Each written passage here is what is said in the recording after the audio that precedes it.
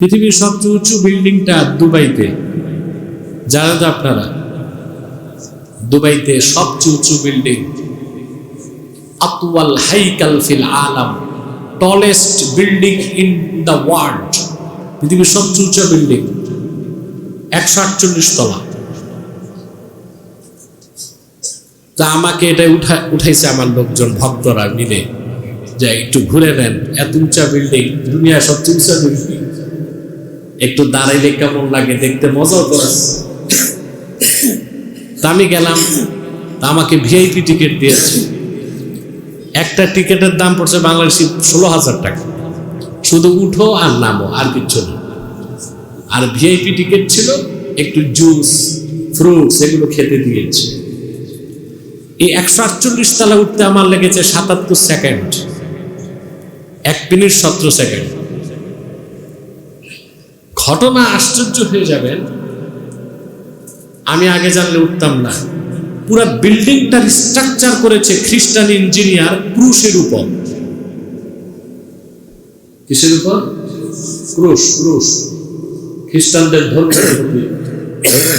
অর্থাৎ আমেরিকার যে ইঞ্জিনিয়ারকে দায়িত্ব দিয়েছিল, সে সুকৌশলে পুরা বিল্ডিংটার স্ট্রাকচার করতে, যে তার ধর্মের প্রতি ক্রুশকে স্ট্রাকচারের মধ্যে এনে দিয়েছে।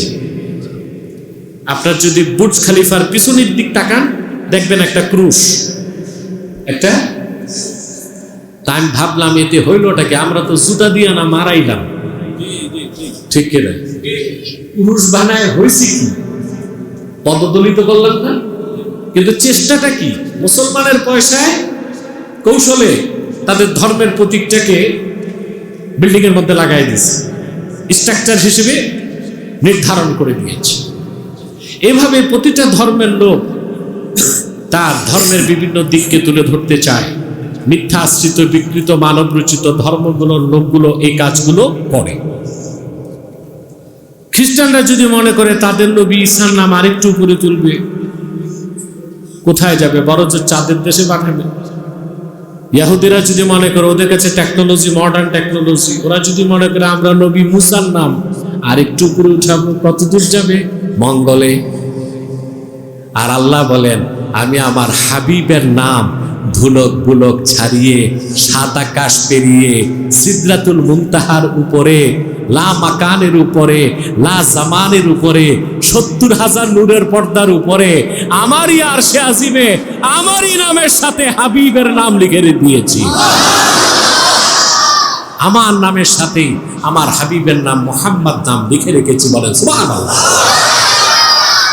ওয়া রাফা'না লাকা যিকরাক। সুবহানাল্লাহ।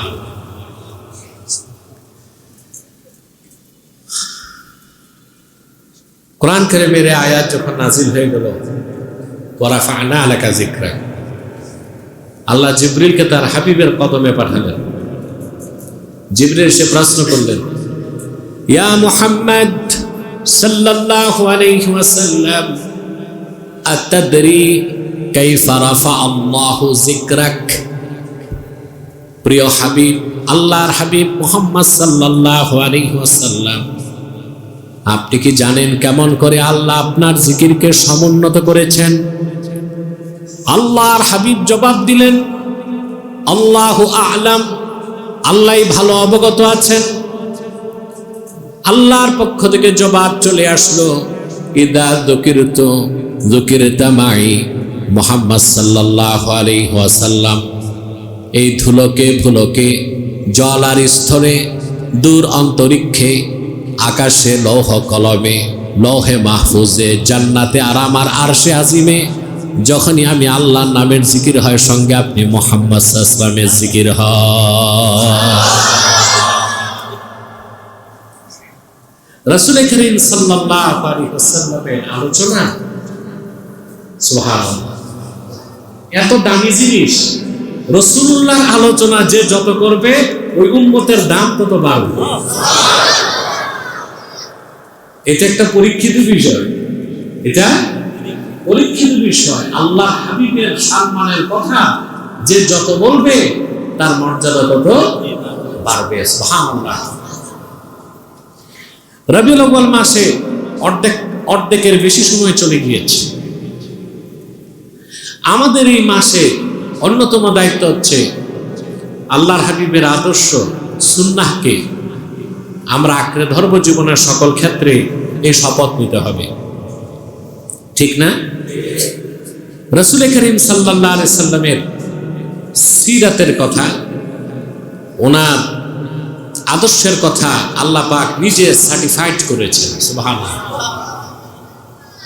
পৃথিবীতে অনেক মানুষের আদর্শের কথাই বলা হয়, কিন্তু পৃথিবীতে এমন একজন নিখুঁত মানুষ আপনি দেখাতে পারবেন না যার চরিত্রের মধ্যে কোনো না কোনো খুঁত নাই।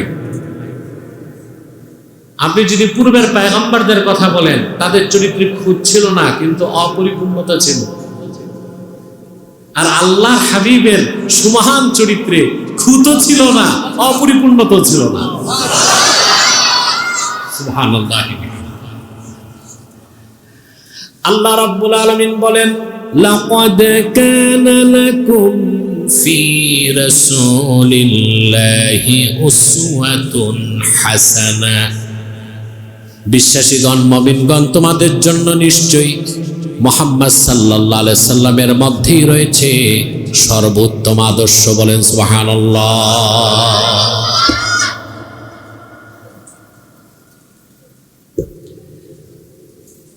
উসওয়াত বলা হয় আদর্শকে।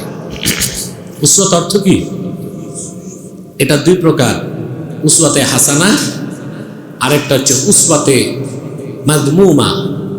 একটা হচ্ছে নন্দিত আদর্শ, আরেকটা হচ্ছে নিন্দিত আদর্শ। উসওয়াতের বাংলা হচ্ছে, ইমাম রাগিব তার কিতাবের মধ্যে লেখেন, উসওয়াত হচ্ছে আল হালাতুল্লাতী ইয়াকুমু আলাইহান নাস। একটা অবস্থা, একটা ব্যবস্থা, একটা অবস্থা কিংবা একটা ব্যবস্থা যার উপর মানুষ নিজেকে প্রতিষ্ঠিত করে, তাকে বলা হয় কি? আদর্শ। উসওয়া, আদর্শ। এই আদর্শ দুরকমই হতে পারে, উত্তম আদর্শ, আবার হতে পারে মন্দ আদর্শ। পৃথিবীতে মিলিয়ন নয়, বিলিয়ন মানুষও আছে যারা মন্দ আদর্শের অনুসরণ করছে। এয়ার কন্ডিশন বন্ধ এখন চলে, মানুষ বেশি গরম এই জন্য লাগতেছে। এটা তো আরেক সমস্যা, এসির সাথে ফ্যান আরো সমস্যা। খেয়াল করেন কথা। তাহলে পৃথিবীতে মিলিয়ন নয়, বিলিয়ন মানুষ মন্দ আদর্শের অনুসরণ করতেছে না? বলেন। পৃথিবীতে কোটি কোটি মানুষ আছে যারা আব্রাহাম লিঙ্কনের অনুসরণ করছে, আদর্শ করতেছে। কেউ প্লেটোর অনুসরণ করছে আদর্শের, কেউ লিও টলস্টয়ের অনুসরণ করছে, কেউ কার্ল মার্কসের অনুসরণ করছে, কেউ লেনিন কিংবা স্টালিনের আদর্শের অনুসরণ করছে। এগুলো আদর্শ, তবে প্রত্যেকটাই মন্দ আদর্শ। কি আদর্শ? মন্দ আদর্শ। আল্লাহ পাক শুধু তার হাবিবের আদর্শকে সার্টিফাইড করেছেন এবং বলেছেন মুহাম্মদ সাল্লাল্লাহু আলাইহি ওয়াসাল্লামের মধ্যেই ঈমানদারদের জন্য রয়েছে সর্বোত্তম আদর্শ। আদর্শের সম্পর্ক সিরাতের সাথে, কিসের সাথে? চরিত্রের সাথে। যার চরিত্র যত উত্তম, তার আদর্শ তত উত্তম। আদর্শ সম্পর্ক কিসের সাথে? চরিত্রের সাথে। তো যার চরিত্র যত উত্তম, তার আদর্শ তত উত্তম। আল্লাহ তার হাবিবের চরিত্রের কথা কি বলেছেন? ওয়া ইন্নাকা লাআলা খুলুকিন আযীম। নিঃসন্দেহে মুহাম্মদ সাল্লাল্লাহু আলাইহি ওয়াসাল্লাম আপনি সুমহান চরিত্রের উপর অধিষ্ঠিত আছে। আল্লাহ তার হাবিবের চরিত্রকে আযীম বলেছেন, আযীম। অর্থাৎ আল্লাহ হাবিবের সিরাত, ওনার জীবন চরিত, ওনার প্রশংসা আলোচনা করে লিখার মতো কোনো কলম নাই, বলার মতো কোনো কণ্ঠ নাই, চিন্তা করার মতো কোনো মস্তিষ্ক নাই। এজন্য আল্লাহ তার হাবিবের চরিত্রকে কি বলেছেন? আজিম। সুবহান। আরবিতে বড় জিনিসকে বলে কাবীর। কি বলে? অনেক বড় হলে বলে আকবার। অনেক বড় হলে কি বলে? কিন্তু এমন বড় জিনিস যার দৈর্ঘ্য কত জানা যায় না, লম্বা কত, প্রশস্ততা কত বোঝা যায় না, এমন কোন মহান বিষয় যা কলম বন্ধ করা যায় না, কণ্ঠে প্রকাশ করা যায় না, চিন্তা করে ভাবা যায় না, এরকম বড় জিনিসকে কিংবা বড় মহান বিষয়কে আজিম বলা হয়। বলেন সুবহানাল্লাহ। আল্লাহ তাআলা কোরআন কারীমে কোরআনকে বলেছেন আজিম, আরশকে বলেছেন আজিম, আল্লাহ নিজেকে বলেছেন আজিম, আর তার হাবিবের চরিত্রকে বলেছেন আজিম। তাহলে আল্লাহর হাবিবের সিরাত, ওনার চরিত্র, ওনার সিরাত থেকে কথা বলা, ওনার প্রশংসা, ওনার গুণগান, আল্লাহর হাবিবের মাহাত্ম্যের কথা, বরত্বের কথা বলার মতো সাধ্য কি আমাদের আছে? বলেন। কোরআনকে আল্লাহ বলেছেন আজিম, কারণ কোরআন কারীমের ব্যাখ্যা করে শেষ করা যায় না। যায়? মহাবিশ্বের চেয়ে বড় হচ্ছে আল্লাহর কোরআনের ব্যাপকতা, ব্যাখ্যা। সুবহানাল্লাহ।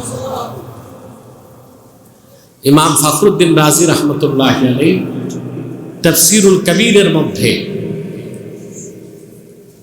লেখেন, কোরআন শরীফের একটা আয়াতের তাফসীর করতে যে তিনি এক জায়গায় যে তার কলম বন্ধ হয়ে যায়, ইয়াকা না'বুদু, ইয়াকা না'বুদু, এটা কোন সূরাতে? কয়টা বাক্য? শব্দ কয়টা? প্রতিদিন কতবার পড়েন আপনারা? কম করে 40 বার। নামাজি যারা কম করে 40 বার পড়েন না? প্রতিদিন কম করে 40 বার এই বাক্যটা পড়তেছেন, ইয়াকা না'বুদু। সুবহানাল্লাহ। আর এই বাক্যের ব্যাখ্যা লিখতে যে তার কলম আটকা পড়ে গেছে। দীর্ঘ ব্যাখ্যার পর তিনি লিখলেন, একটি মাত্র আয়াত, কাবাহরিন লা সাহিলা লাহু, ইয়াকা না'বুদু, একটি মাত্র বাক্যের ব্যাখ্যা এত ব্যাপক, ব্যাখ্যা করে শেষ করার মতো মুফাসসির নামের কোন নাবিক আল্লাহর আকাশের নিচে সৃষ্টি হয় নাই। দুইটা শব্দ, ইয়াকা। তিনি বলেন এই একটা বাক্য বিশাল সমুদ্রের মতো তার ব্যাখ্যা, ব্যাখ্যাটা বিশাল সমুদ্রের মতো। এই একটা বাক্যের ব্যাখ্যা করে শেষ করার মতো মুফাসসির নামের কোন নাবিক পৃথিবীতে জন্ম নেয় নাই। তারপর তিনি এতটুকু লিখে দিয়েছেন, এই একটা বাক্যের সাথে 10,000 মাসালা জড়িত আছে। 10,000 মাসাইল রিলেটেড। কেউ যদি একটা আয়াতের পরিপূর্ণ ব্যাখ্যা লিখে শেষ করতে চায়, অন্তত 10,000 খণ্ডে তার কিতাব লিখতে হবে। এই যদি হয় একটা আয়াতের ব্যাখ্যা বাকি। এই জন্য কোরআনকে আল্লাহ বলেছেন আযীম। কি বলছেন? আল্লাহ আরশকে বলেছেন আযীম। আল্লাহর আরশ কত বড় তা কি কল্পনা করতে পারবেন?